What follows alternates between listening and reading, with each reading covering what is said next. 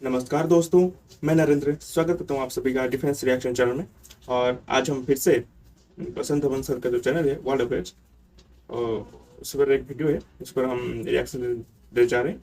और जो वीडियो का टॉपिक है वो है Canada apologise the world, we made a huge mistake. तो बसंत धवन सर के एक वीडियो में दिखा था कि कनाडा का जो प्राइम मिनिस्टर है, यूक्रेन के जो प्रेसिडेंट जेलेंस्की, उनको सपोर्ट करने के लिए, यूक्रेन को सपोर्ट करने के लिए एक इंसान को अपने पार्लियामेंट में जगह देते हैं, जिनके लिए वो तालियां भी बजवाते हैं अपने दिल से। लेकिन बाद में इनको ये पता चलता है कि वो तो जो हिटलर के लिए है, उसने काम किया था वर्ल्ड वॉर 2 में। उसके बाद ही ये अपोलोजाइज मांग रहे हैं। तो पहले वीडियो देख लेते हैं पूरी तरह से, उसके बाद मैं अपना ओपिनियन दूंगा। नमस्कार and welcome you all to world affairs. मैं हूं Prashant Dhawan. Now recently Canada ने मांगी है पूरी दुनिया से माफी। ये इन्होंने कहा है कि हमसे बहुत बड़ी गलती हो गई थी, हमने एक हिटलर के जमाने के नाजी को अपने पार्लियामेंट में बुलाया और उसके लिए तालियां बजवाई। तो इसके लिए यहाँ पे आप देख पाओगे कनाडा के पीएम ने खुद ऑन रिकॉर्ड माफी मांगी है for the recognition of Nazi unit war veteran in Canadian parliament. और अगेन इस वीडियो में हम जानेंगे कि हाल ही में हुआ क्या है, किस तरीके से जस्टिन ट्रूडो को इन्हीं के पार्लियामेंट में जो इनका ऑपोजिशन लीडर है उन्होंने घेरा, उनको ये कहा कि प्राइम मिनिस्टर को पूरी दुनिया से माफी मांगनी होगी, नहीं तो कल को दुनिया के बाकी पार्लियामेंट्स में भी ये होना स्टार्ट हो गया तो इसकी जिम्मेदारी कौन उठाएगा। तो डिस्कस करते हैं सारे टॉपिक को, बहुत कुछ यहाँ पे आपको जानने को मिलेगा। मगर आगे बढ़ने से पहले आपसे क्वेश्चन पूछूंगा। क्वेश्चन यहाँ पर यह है कि 2024 के ऑस्कर्स के लिए इंडिया की ऑफिशियल एंट्री कौन सी है for best foreign film category. ये है यहाँ पे आपकी ऑप्शंस, जेलर, जवान, 2018, एवरीवन इज अ हीरो या फिर the Kashmir files. Comment section में करिए उत्तर, सही आंसर आपको मिलेगा वीडियो के अंत में। नाउ सबसे पहले तो मैं चाहता हूं कि कनाडा में जो ऑपोजिशन पार्टी के मेन लीडर हैं इनकी आप वीडियो देखिए। यहाँ पे इस वीडियो को देखकर, छोटी सी वीडियो है, इस वीडियो को देख के आप समझ पाएंगे कि जस्टिन ट्रूडो को कितना जरा प्रेशर फेस करना पड़ा कनाडा में ही और किस लेवल पर इनको ह्यूमिलेट किया गया। It was the personal responsibility of the Prime Minister to invite President Zelensky to the floor of this House of Commons. It was his personal responsibility to make sure it was a diplomatic success. It was his personal responsibility to continue to lead the government that has the security, intelligence, and diplomatic agencies that could have and should have vetted all individuals who were present and recognized. Yet, this Prime Minister allowed for a monumental, unprecedented, and global shame to unfold in this chamber. Will he take personal responsibility for this shame and personally apologize on behalf of himself? On behalf of all of us in this House, I would like to present unreserved apologies for what took place on Friday and to President Zelensky and the Ukrainian delegation for the position they were put in. For all of us who were present to have unknowingly recognized this individual was a terrible mistake and a violation of the memory of those who suffered grievously at the hands of the Nazi regime. Now बहुत ज्यादा कम देखने को मिलता है कि एक country का prime minister इस तरीके से फॉरेन कंट्री से माफी मांगे कि माफ कर दीजिए, हमसे बड़ी गलती हो गई। जिस आदमी को हमने अपने पार्लियामेंट में बुलाया उसके लिए तालियां बजवाई, हमें पता ही नहीं था कि वो तो हिटलर की तरफ से लड़ा था। ये बात तो आपको क्लियर होगी कि वर्ल्ड वॉर 2 में हुआ क्या था कि जब हिटलर ने यूएसएसआर पे आक्रमण करने का सोचा अंडर बारबरोसा, सबसे पहले उसने कब्जा लिया यूक्रेन। यूक्रेन के लोगों ने हिटलर के सामने संघर्ष नहीं किया, उन्होंने बड़े आराम से सरेंडर कर दिया। उल्टा यूक्रेन के लोगों ने यह कहा कि चलिए आप और हम मिलकर, जर्मन और यूक्रेनियंस मिलकर, हालांकि उस वक्त यूक्रेन एज ए कंट्री था नहीं, ये यूएसएसआर का ही पार्ट था, मगर आज के समय आप कह लीजिए जो यूक्रेनियंस हैं उन्होंने कहा कि हम आपके साथ मिलकर, जर्मनी के साथ मिलकर मॉस्को पे आक्रमण करेंगे। फिर एक बड़ा अटैक हुआ मॉस्को पर, मगर हिटलर की सेना साथ में यूक्रेनियंस ये सब मॉस्को तक पहुंच नहीं पाए। स्टालिनग्राड में ही रास्ते में इनको हरा दिया गया। और ये हिस्ट्री का इतना एक बेसिक चैप्टर है। अगेन देखो, दुनिया इस बात को लेकर शॉक्ड है कि जब तालियां बजाई जा रही थी उस आदमी के लिए कनाडा के पार्लियामेंट में, तब एक लाइन बोली गई थी कि ये आदमी यूएसएसआर के अगेंस्ट लड़ा था वर्ल्ड वॉर 2 में।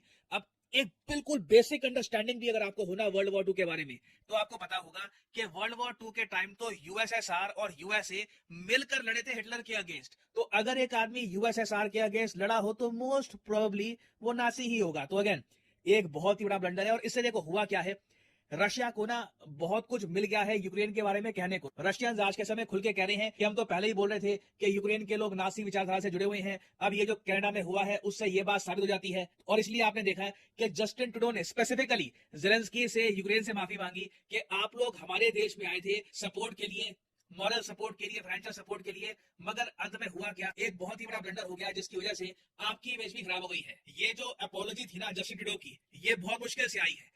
इनिशियली लंबे समय तक तो जस्टिन ट्रूडो ये कहते रहे कि जो भी इनसे गलती हुई है ना कैनेडियन पार्लियामेंट में, ये रशियन प्रोपेगेंडा का नतीजा है। और उसके बाद कैनेडियन पब्लिक, कैनेडियन मिनिस्टर्स ने इनसे पूछा कि इस सब के पीछे रशिया का क्या रोल होगा। हमने ही प्रॉपर्ली चेक किया नहीं कि आदमी का बैकग्राउंड क्या था, बस उसके लिए तालियां बजा दी। तो इससे आप समझ सकते हैं कि लंबे समय तक जस्टिन ट्रूडो ने कोशिश करी थी कि इस सब की जिम्मेदारी इन पर ना आए, बट इन दी एंड इन्हें दुनिया से माफी मांगनी पड़ी। अब यहाँ पे आप पूछोगे मगर इस सब का इम्पैक्ट इंडिया पे क्या होगा। देखिए, पहली बात तो इंडिया ने ये इशू सरकारी तौर पे कहीं पर रेस किया नहीं, मगर कनाडा में, उसके अलावा वेस्टर्न मीडिया में कई जर्नलिस्ट हैं, कई थिंकर्स हैं, ये ओपनली सवाल उठा रहे हैं कि शायद कैनेडियन गवर्नमेंट को, या आप कह लीजिए कैनेडियन गवर्नमेंट को जो सपोर्ट कर रही है पॉलिटिकल पार्टीज, उनको आइडिया ही नहीं है कि इनके आसपास कौन से लोग हैं। फॉर एग्जांपल, ये जो फोटो है ये हाल ही में काफी पॉपुलर हो गई थी।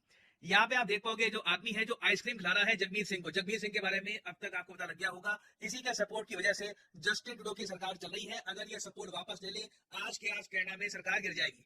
तो ये जो यहाँ पे आइसक्रीम खा रहा है ना जगमीत, ये खा रहा है परोकार सिंह दुलाई के हाथ से। ये जो आदमी है ना परोकार, ये कैनेडियन सिक्योरिटी इंटेलिजेंस के कहने के बाद इसको 2018 में नो फ्लाई लिस्ट में ऐड कर दिया गया, क्योंकि ये बहुत ज्यादा संदिग्ध गतिविधियों में पाया गया था। बाद में ये आदमी कनाडा के कोर्ट में भी गया, इसने ये कहा कि जो नो फ्लाई लिस्ट में मेरा नाम डाल रखा है ये रिमूव करो। कैनेडियन कोर्ट ने इस आदमी की प्ली रिजेक्ट कर दी, और यहाँ पे आप देख पाओगे किस तरीके से ये आइसक्रीम या जो भी है पकवान ये सब खिला रहा है जगमीत सिंह को। तो देखो, क्लियरली कैनेडियन गवर्नमेंट को ना आइडिया नहीं है इनके आसपास कौन लोग हैं, ये क्या कर रहे हैं।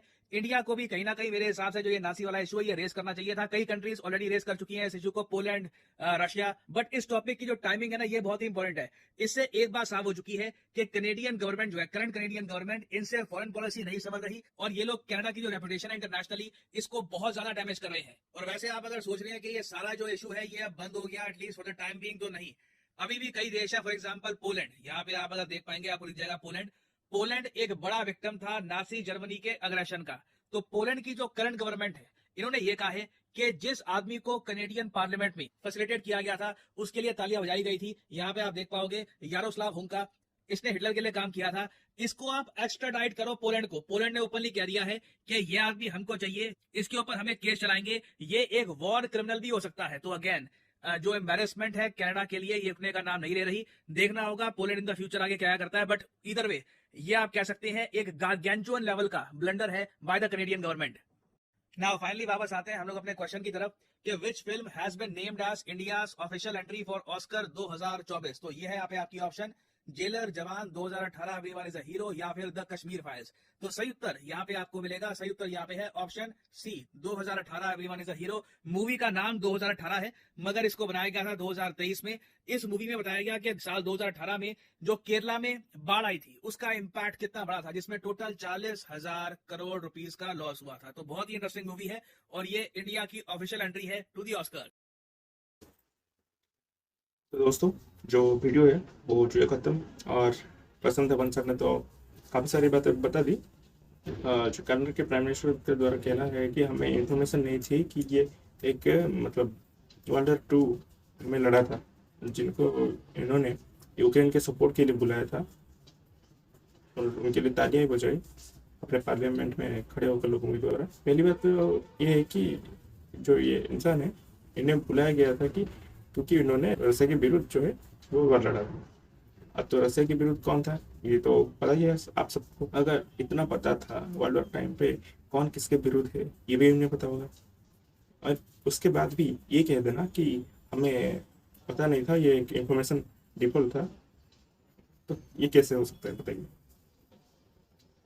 आपके पास इंफॉर्मेशन है ये, उसके बाद भी आप अगर ऐसे इंसान को खड़ा कर दें जो कि वर्ल्ड वॉर 2 में हिटलर के साथ मिलकर लड़ा था, तो मतलब क्या ही क्या चाहिए, है ना। लेकिन अगर इंडिया में कोई ऐसी घटना होती तो हमारे जो अपोजिशन के जो पार्टी के लोग होते रहते वो कहते हैं कि पहले कुर्सी छोड़ने के लिए को, कुर्सी छोड़ने के लिए को, ऐसे कहते। लेकिन सही है। तो कनाडा में जो अभी जस्टिन ट्रूडो ने माफ़ी मांगी, ऐसा देखने को मिलता नहीं कभी, चलो काफ़ी कम देखने को मिलता है। एक प्राइम मिनिस्टर माफ़ी मांगे खड़े होकर, तो यहाँ पर तो इन्होंने गलती कर दी, यूक्रेन को सपोर्ट करने के लिए एक वर्ल्ड वार टाइम के नाजी को लेके आ गया। और भारत के साथ जो इशू चल रहा है, अभी सबूत जब मिल जाएंगे कि भारत ने ये काम नहीं किया था, नेचर की किलिंग में इन्वॉल्व नहीं है, तब कनाडा के जो प्राइम मिनिस्टर है जस्टिन ट्रूडो कितनी बार माफ़ी मांगे भारत से और क्या क्या कहेंगे, ये देखने लायक होगा। उस वीडियो के लिए मैं इंतजार करूँगा और देखते हैं कब तक आती है ऐसी वीडियो। तो तब तक के लिए नमस्कार, जय हिंद, जय भारत।